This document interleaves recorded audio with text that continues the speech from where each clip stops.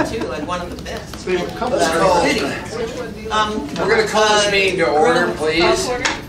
We need to go around the room to give everybody's names. Julia, we'll start with you, please. Julia Tucker, Assembly Council. Debbie Osiander, Rebel. Good, Debbie. Paul Holman, Assembly. Mike Gutierrez, Assembly. Ellie Gray Jackson, Assembly.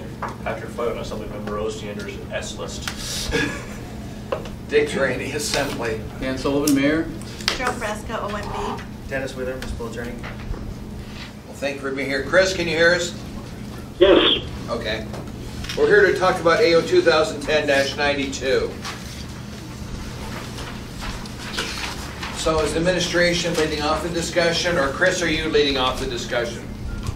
Well, actually, we've got prepared a slide deck here that I think captures the essence of the Taxpayer Protection Act that will be up in front of the Assembly on Tuesday. I've worked with Cheryl on that.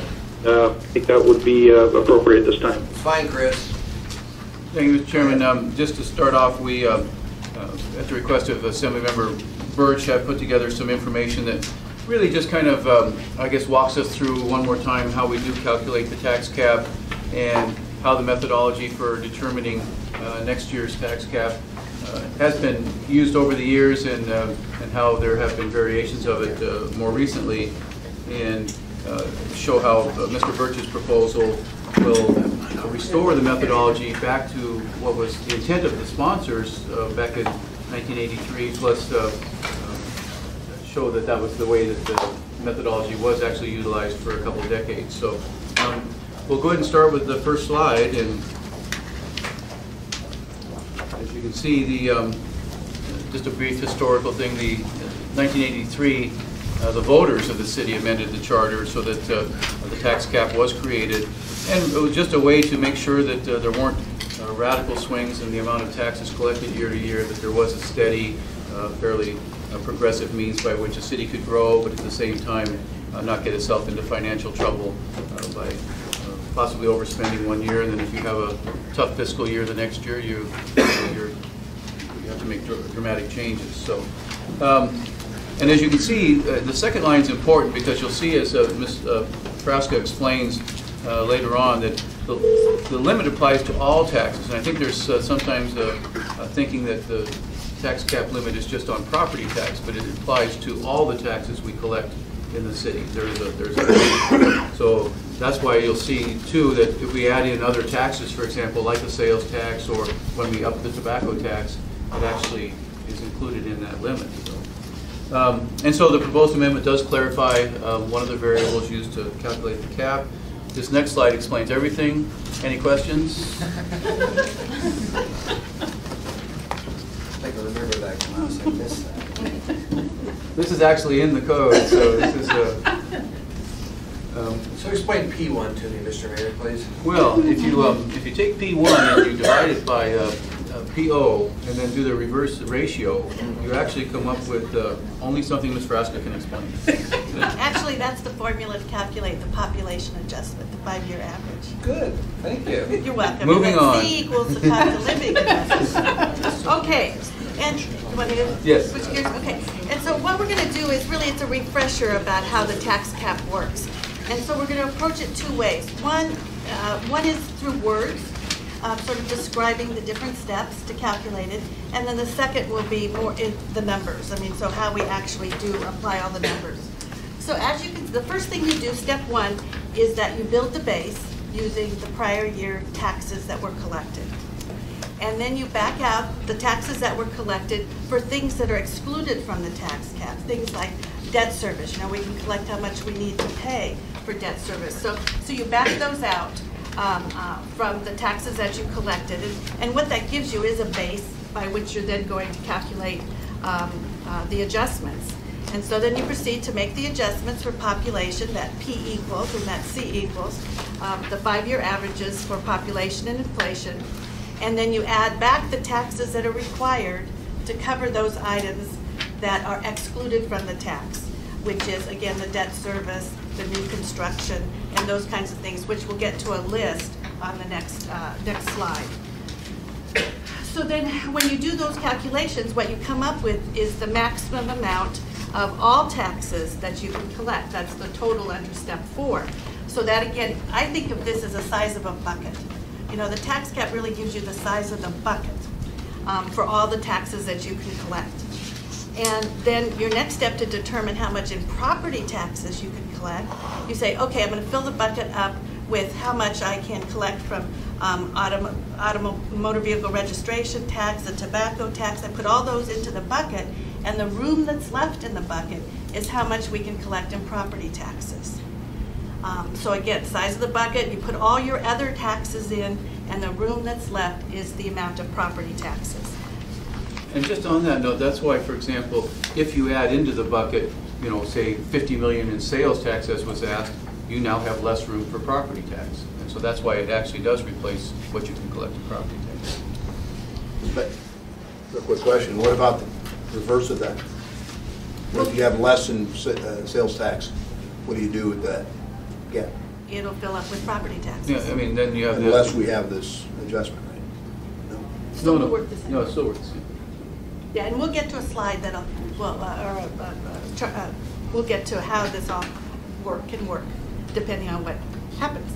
Okay, and then you get down to, well, okay, how much do you need to collect in order to pay for your budget? And that's your final step based on the level of spending you decide, as well as the other revenues that you have to support spending. So then what's needed from property taxes fills the difference. So that's basically how it's worked. And so Mr. Birch's proposed charter amendment, he specifies that step 6 up here is what should be used to calculate the base that we do up here versus step 5. And so it clarifies that step 6 is the intended base for starting to build the following year's tax cap. So in terms of numbers, and what I've done is in the packet on the very last page is this actual spreadsheet on one page. So depending on how you want to follow along. And and the steps correspond to just what we went through in terms of in words to building the tax cap. And any questions you have as we go along, just go ahead and ask them. So you see here, in fact, this is our actual 2011 proposed tax cap based on the budget that we proposed last fall. It will get finalized during first quarter because we'll have more sort of updated information regarding some of the adjustments. So you can see here in step 1, we start to build the base with the taxes that were collected the prior year. So we add in all of the taxes that we collected in 2010. So that equals a total of $254 million of all taxes that we collected in 2010. So then step 2 is to back out the prior year one-time exemptions or exclusions, things that are not subject to the limits of the tax cap. And for us, it's been taxes for bonds, to pay debt service, judgments and legal settlements, and then other taxes that might be authorized by the ballot. So you back all those out, and you come up with the base. So then step 3 is again to adjust for population and inflation.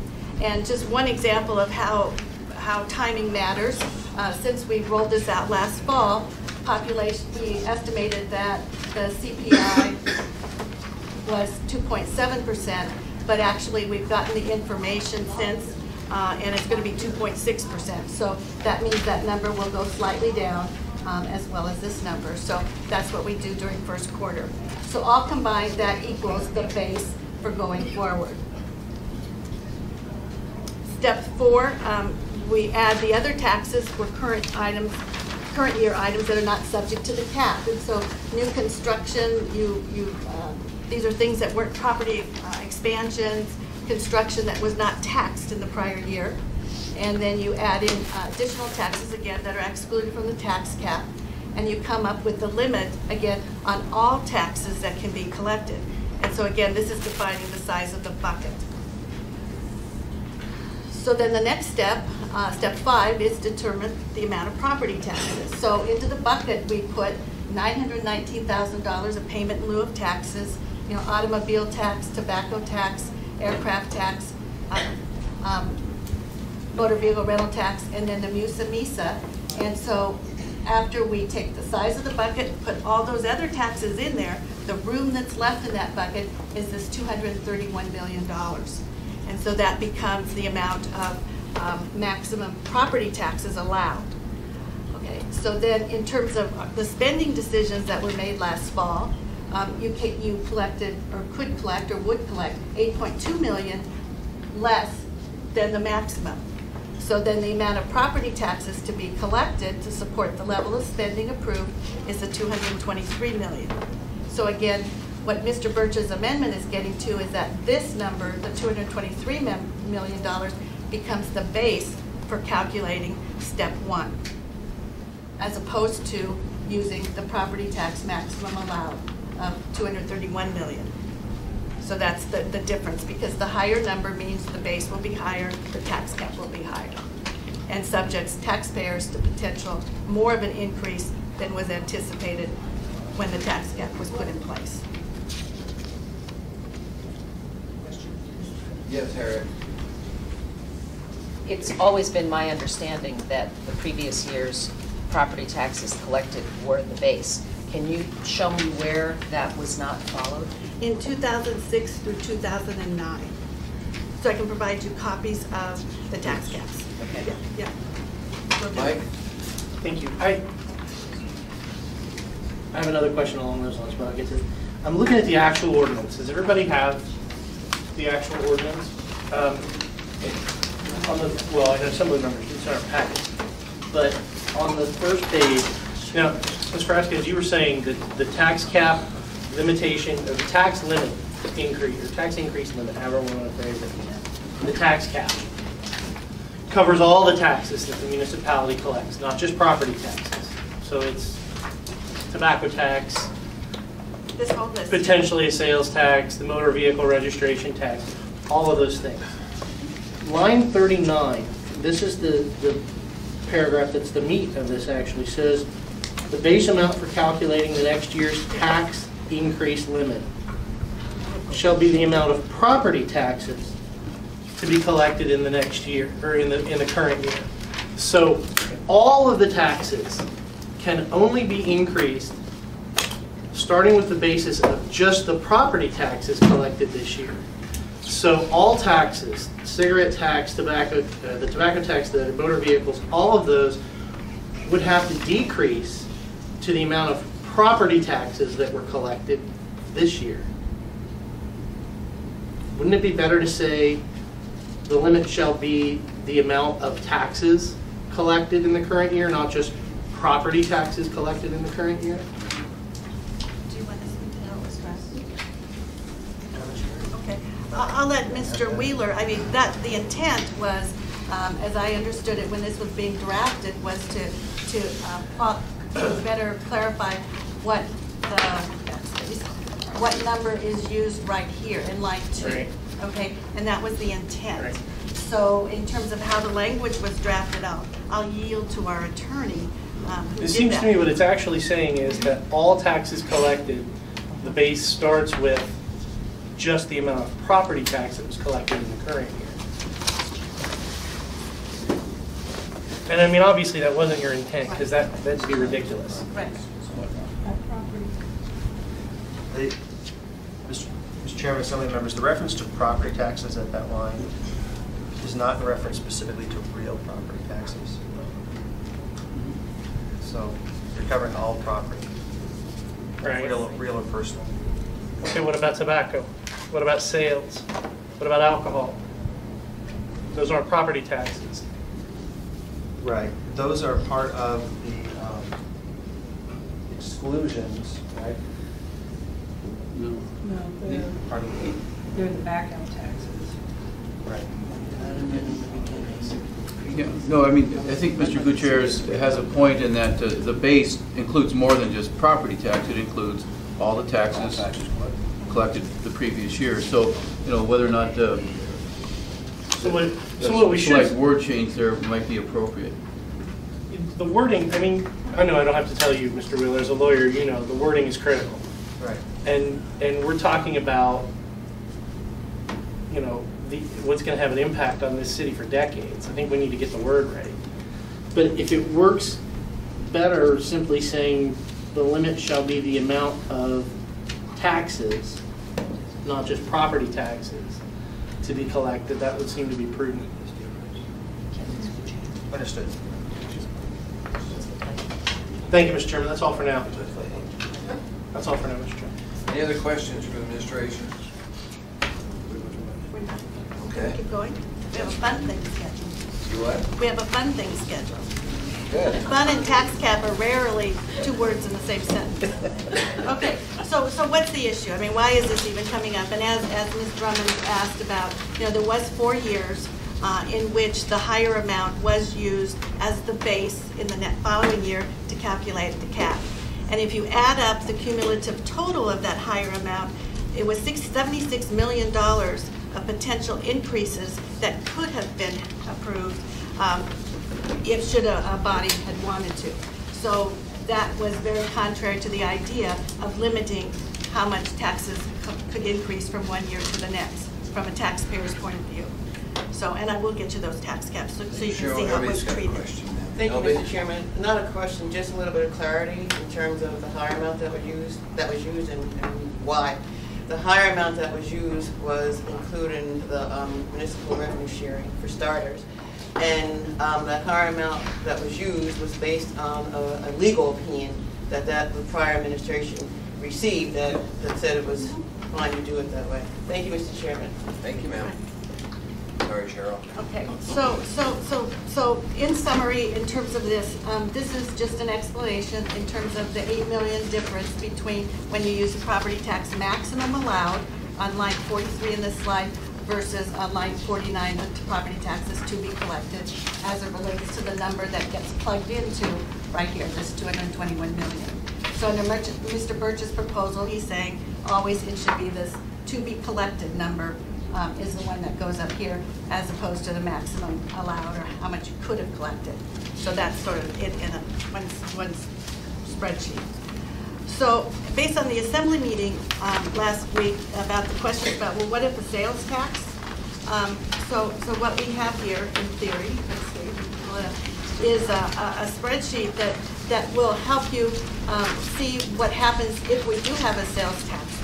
And I just want to hold on a second. Okay, so what we're going to do is, again, these are all the steps you go through to build the tax cap. But when you get down to step 5 to determine the amount of property taxes, so in this case, well, let's first put this as 0, as if we didn't have a sales tax. So our size of our bucket is $250 million, okay? That's how much the limit says. This is a hypothetical limit. That's how much you can collect. That's the size of your bucket. So you go through and you say, okay, I'm going to put my other taxes into the bucket. And so we put in the payment in lieu of taxes, which is more around, well, never mind, it doesn't want to work. Make sure these are working. Oh, there we go. Okay, the automobile tax, the tobacco tax, and for example, last year it was 16.3 million, and you increased it to about 22 million for next year. So under the 16.3 million, you can see that we would have been able to collect 195.6 million in property taxes. But because you increased it to the 22.3 million, it reduced the amount of property taxes that we can collect. So it saved property taxes. Aircraft tax, I was hoping Mr. Starr was here and I was going to keep the 400,000 in there. But we'll go down to the 200,000, which is closer to what we have in our budget right now. That was a little budget humor. So this is the fun part? Yeah. I saw smiles, I swear. Okay, I just thought this spreadsheet was kind of fun, Okay. Well, it's fun because it's interactive and you can plug in whatever number you want. If you, Oh, don't let them go too far. 100 million in sales tax, you'll see that property tax number come screaming down. Yeah. Mr. Chair. Eric? If this is supposed to protect property taxpayers from increases, from unusual change in property tax, suppose we had an economic situation like we did a couple of years ago, where many cities who rely on sales tax had huge shortfalls in sales tax. So put in $50 million in sales tax and calculate it for 1 year, and then suppose the next year it drops to $25 million. There's going to be a concomitant increase in property taxes. So I don't see how this saves property taxpayers from large changes. Well, again, it's a limit on all taxes, all right? So it's limiting the increase in all taxes that we as a community pay, not just property taxes.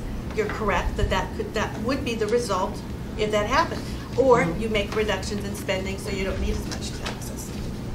And that, and that's a hypothetical that, assumes that somehow you're going to lose 50% of your sales. That's a pretty radical assumption. But it's happened. Sure, but again, that's why having a variety of taxes actually helps you, because you have other options. If one sector is down, another sector may be stable, and that's actually the case to be made for having a more diversified portfolio of revenues. True, but the vast majority of taxpayers in this community are property taxpayers, individual, single-family homeowners. And we don't have a sales tax, so it's really a stretch hypothetical. But bottom line is, the more sources of revenue, the more you're protected. Just like in an investment portfolio, that's why we diversify. Is that all, Harriet?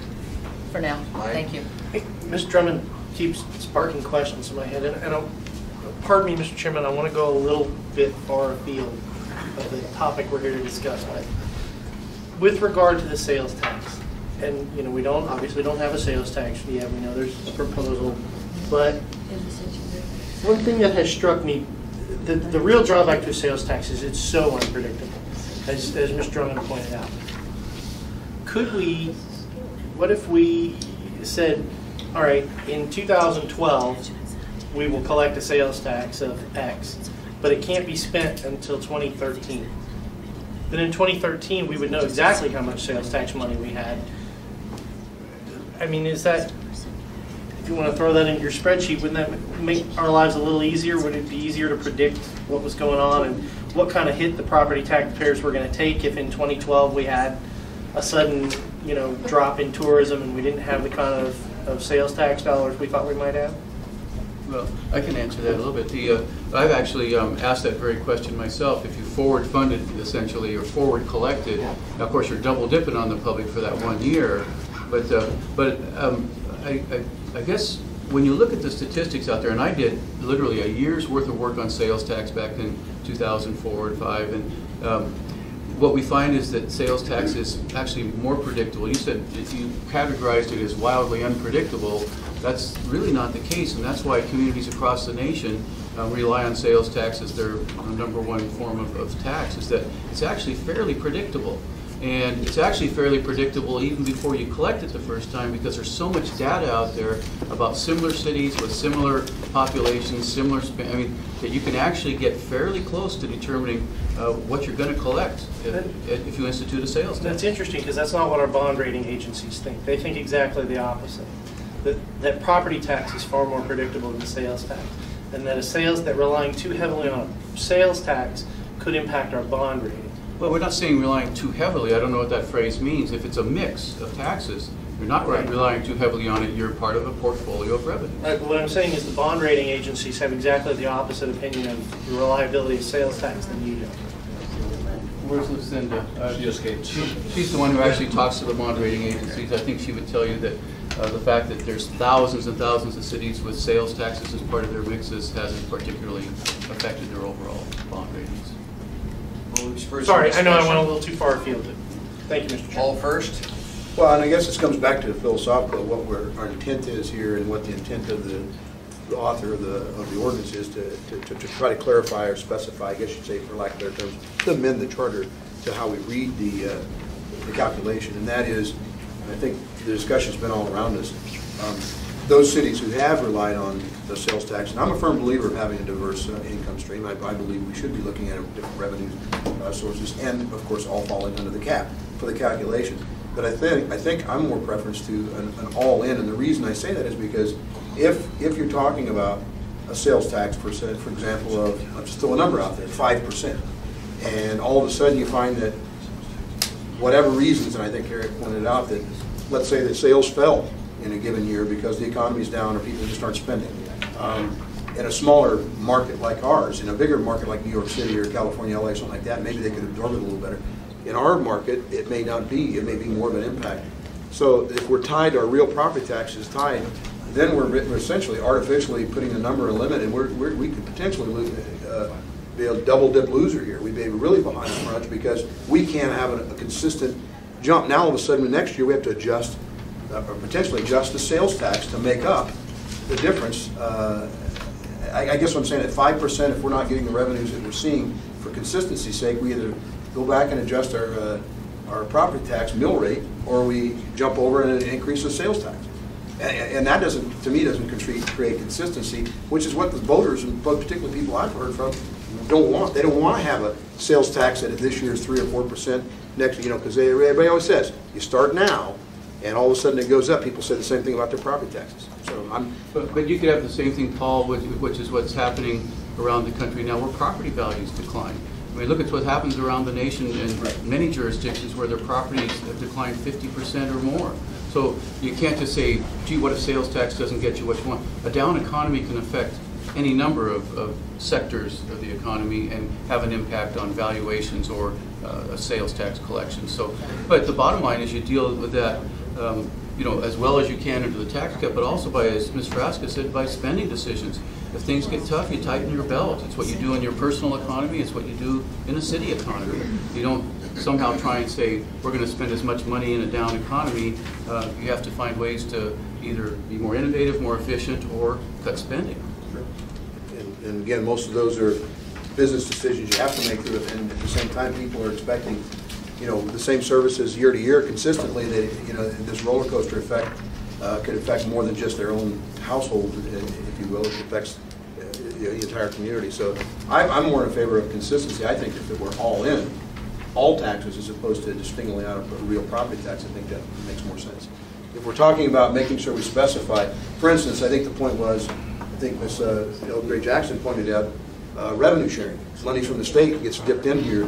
Was it then 2006 to 2009? We don't have the data. But if that number is thrown in there, you said $75 million that we could have collected. That was left on the table, so to speak. Or left in the people's wallets. In people's wallets. But either way, you want to look at it. But what I'm saying is that it obviously it wasn't needed. Whatever years those were, it wasn't needed, so it wasn't taken. May Go ahead, Cheryl. Training? During those 4 years, for 23 years, or all but maybe 2 of those, the city received revenue sharing, okay? And what it did is it counted it as a revenue that paid for state services, along with all our user fees and everything else. It was a non-tax revenue. But what they did for these 4 years is, for presentation purposes, is how I would describe it, they said it's a one-time credit against property taxes, okay? So that they provided assessed people less in their property taxes, but yet they preserved that higher number for the tax cap going forward. If instead they had said, well, that 18 million we got is revenue sharing, we're going to treat it in the same way as we had in the past. We calculate the tax cap, you would have ended up at the same place for the amount of property taxes collected, okay? So how much we collected. But it was intended to make certain that they instead could use this maximum allowed number to carry forward into the next year. I mean, it was a tactic to protect the municipality's capacity to tax, okay?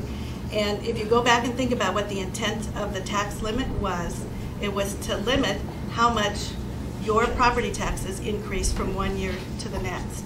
So if you use this higher number, it exposes taxpayers to a substantial increase from what they paid in the prior year. So really, I mean, we'd had revenue sharing for many of those years. It was just presented differently in order to make sure we could keep that we could potentially collect more taxes in the future. So it wasn't a new circumstance. It was just a presentation, and not saying somebody might come up with another way to do something similar in the future. There's attorneys that will still be here, and there's assemblies that have that authority if they, attorney says so. And so it's not a questioning of that, but it's just saying going forward to give property taxpayers a little bit more assurance that their property taxes won't substantially increase from one year to the next by using this lower number. So that's kind of the moving parts. Debbie? I was part of a lot of discussion when both the school board and the assembly made a decision to keep a reserve in order to ensure that bonds would have a better rating. And at that time, we had a lot of discussion with bond counsel about what constituted good bond rating, what we needed to do to improve one way or the other. And I remember trying to pin them down. Well, what exactly do we need to do? And the main message I got back was diversification of income base is really, really valuable. And the more things you can do, it's not one thing, it's a multitude of things. The more things you can do, the better position we're in. So my sense is that Mike's suggested amendment there on that line that specifies to property tax to just say total tax will deal with a lot of the problems that have come up in this discussion. Certainly deal with Paul's concern and I think Mike's concern, because it will give us the flexibility to deal with unusual circumstances. One of my fears on the tobacco tax was, I think Patrick brought it up, people are going to quit smoking and we're going to be relying on a revenue stream that's no longer there. And so in that case, we have to be flexible enough to be able to move around. So if sales tax goes down, it's only one component.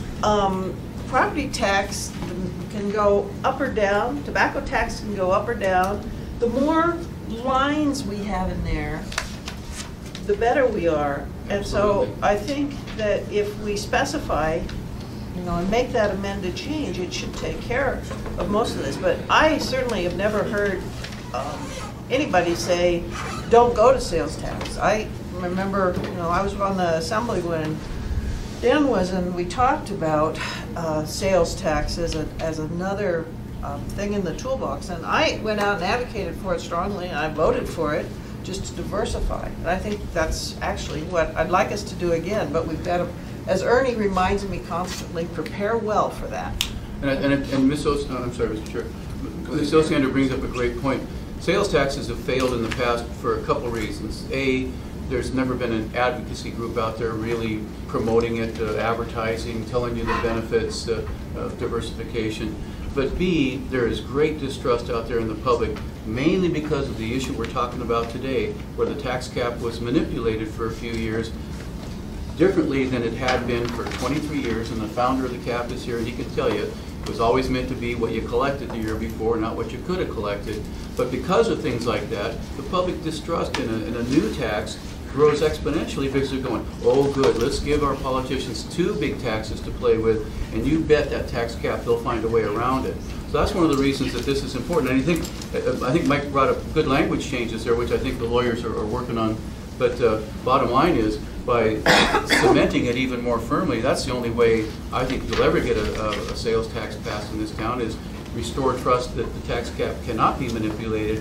It's in the charter, it's well defined, and going forward, I think to get a 60% vote on the sales tax, I think this is essential, because otherwise that confidence is still lacking out there. I can't believe how many radio shows I've been on, subject to sales tax comes up, and every single time a dozen callers say, we don't trust you guys with two taxes.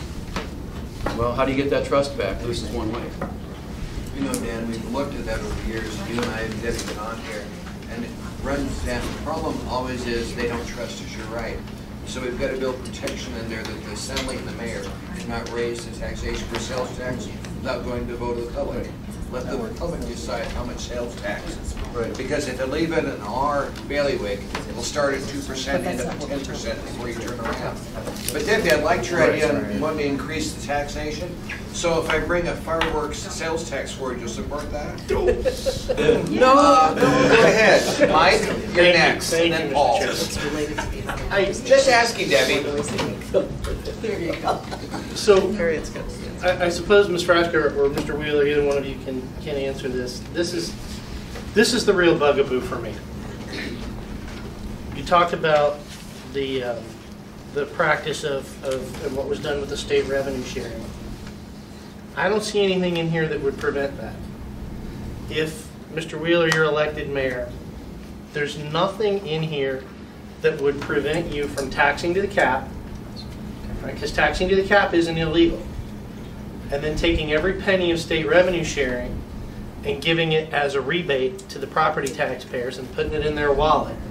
And so the next year, the basis for the tax limit increase was the fact that you taxed to the cap in the previous year.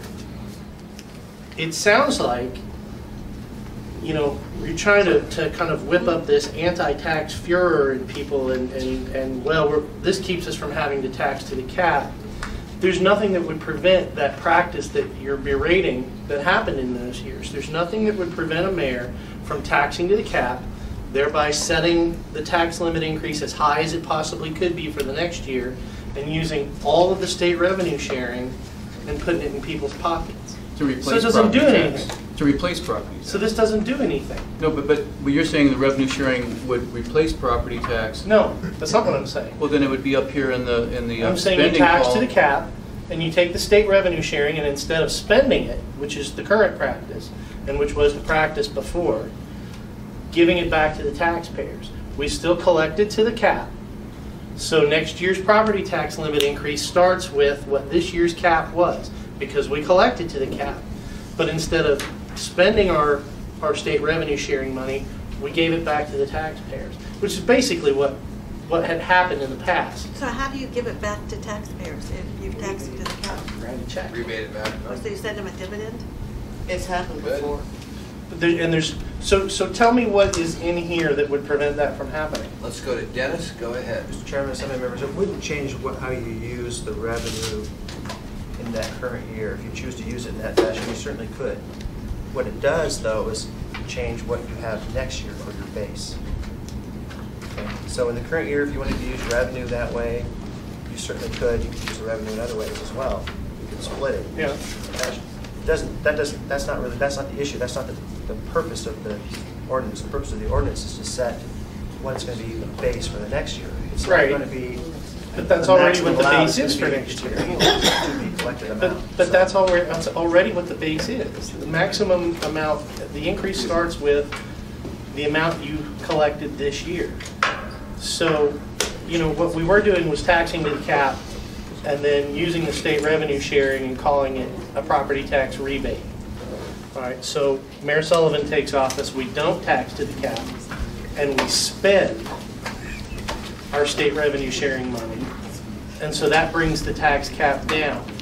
But there's nothing in this that would prevent any mayor from going back, even if this passes, would prevent any mayor from going back to taxing to the cap to keep the next year's cap from being artificially lowered and giving all that money and putting it back in the pockets of the taxpayers. It doesn't do anything. It doesn't change. It wouldn't prevent the practice that you seem to be railing against. Okay, Dennis, can you answer the question? I think what you're saying is changing the formula altogether and going down to below the amount to be collected and adding a credit in there and manipulating that amount. The way you phrase it, where are you if you're anticipating putting it in the way it's been done in the past 3 or 4 years, it would be actually above that number. The amount to be collected would be. But show me in here. Show me here what prevents that. All right. You want 2 minutes, Dennis? No, it's fine. I'm just trying to capture my thoughts here. That line 52, becomes the carryover line. I'm not talking about the spreadsheet. I I'm talking understand. about the ordinance. Show me the language in this ordinance that would prevent that. Okay, well, Municipal revenue sharing isn't a tax. That's right. I understand. Okay, this is saying that the amount that you're going to collect is the base Yeah. of the next year, plain and simple. I Yeah. think maybe you're overcomplicating this a little bit.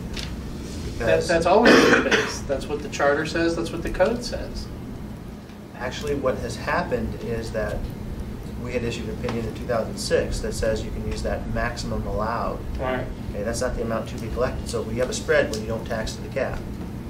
The question is if you Right. now if you tax to the cap, that also is the amount to be collected. So it's the same number coming forward into the base.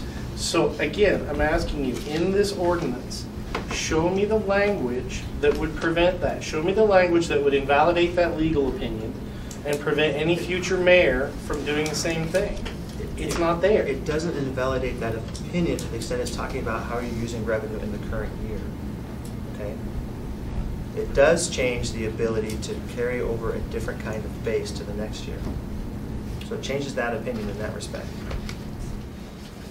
Mike, can I move on? We'll come back to you. Well, I mean, LB? Yeah. Thank you, Mr. Chairman. First off, I'd like to again thank Mr. Birch for bringing forward this charter amendment, proposed charter amendment. And I'll say it again, frankly, I don't think it's necessary because I think the charter is already clear on what he's trying to do. But with that said, I consider this a housekeeping change, and I have absolutely no problem whatsoever making things clearer for the public if there is indeed an issue. Okay, but first off, the chart in itself, it sets guidelines to define the roles and responsibilities of municipal government, first off. Okay, and it also allows the legislative body to expand on its intent through revisions and or new legislation to the municipal code. And with that said, I think what we need to do is simply change the municipal code in lieu of, and I'm passing out that ordinance, in lieu of this, in my opinion, unnecessary charter amendment. We have the authority as legislative branch of government to do this at this level. And so here is my proposed amendment to the Anchorage Municipal Code 12.25, and there's a memorandum on the back of it. Do you have any questions, LB, or is this? No, Mr. Chairman. I've got a few others. While that's being passed around, Ms. Frasca might want to go back to her spreadsheet. Now Mr. Starr has arrived. She had a special line on the spreadsheet just for you. It was Eagle River. Legal tax. Well, it's the service, it's The aircraft pass. oh, yeah, thank you. Emphasize it in bold, underline it. Well, we can do that. Yeah, just don't change it. Let me go to Paul. Paul, you're next in line. Well, first of all, I removed my question. A lot of my comments and questions have been answered. But yes, I would support a fireworks tax for this 1 year left we have on the sunset. Actually, this fireworks tax would include perpetual fireworks, but go ahead. Just to see what that dollar amount looks like, I would love to be able to put that in as a diverse bit. But I would accept the friendly amendment from Ms. Drummond that the larger the boom, the larger the tax on that. Not a problem. That item. Also, I do happen to recall, and I agree with Mr. Mayor on his assessment of the distrust in the public of elected officials. I think you said the same thing, particularly in the area of trying to implement a sales tax.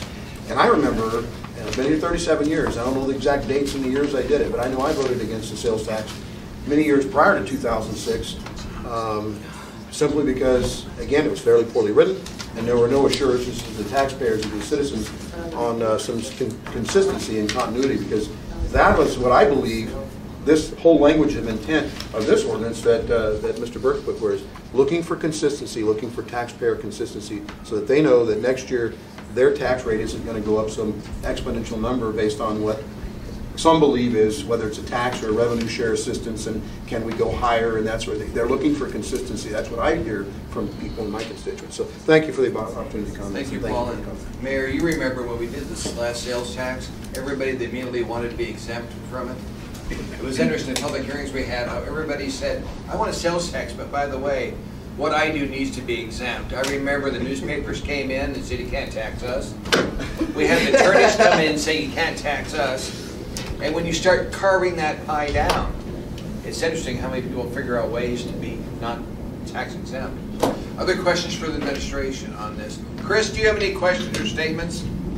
Well, this has been very helpful. I hope this addresses a number of the concerns that came up at the last assembly meeting, and I appreciate the effort that the administration has put in to further clarify the intent. And as we've discussed, the overriding concern that many I talked to has been that they've seen significant increases in property taxes, and are asking the question, why can this happen when we have a tax cap? And I think this does, as LB has pointed out, clarify and improve the language and provide some sort of assurance to the voters and the public that we're paying attention and responding to those needs. I think the use of the word property tax in the amendment, the property tax is actually the variable, the way the tax cap is lit up. So I've got no concern in that specific language, but I'd certainly defer to the attorney on any changes they propose. And again, Mr. Chairman, thank you for this opportunity to clarify any questions that might exist out there for the what we're calling the Taxpayer Protection Act. Thank you, Chris. Any other questions from Assembly members? Anything from the administration? Yes, Dennis. Mr. Chairman, Assembly members, thank you. In response to Mr. Gutierrez's point, I've asked OMB and the assigned attorney to look at that over, and they've advised that he has a good point in that the word property at line 40 should come out. So we'll address that more specifically. Thank you. Yes, Elby. Right, and I just thank you, Dennis, for mentioning that. I just want to say that our staff's been pretty proactive, and we changed my ordinance to say municipal instead of property. Thank you. And that, I just want to intercede, that's very important to me because that allows flexibility. Some of this is sort of preface for housekeeping as it relates to additional taxes or supplemental taxes it may offset. So what you just said makes a big difference. I appreciate the understanding how that may prevent confusion and clarity from straight conclusions. Thank you very much for being here. This work session, those questions over with. Next one starts in 10 minutes, 12 o'clock. Thank you. All right.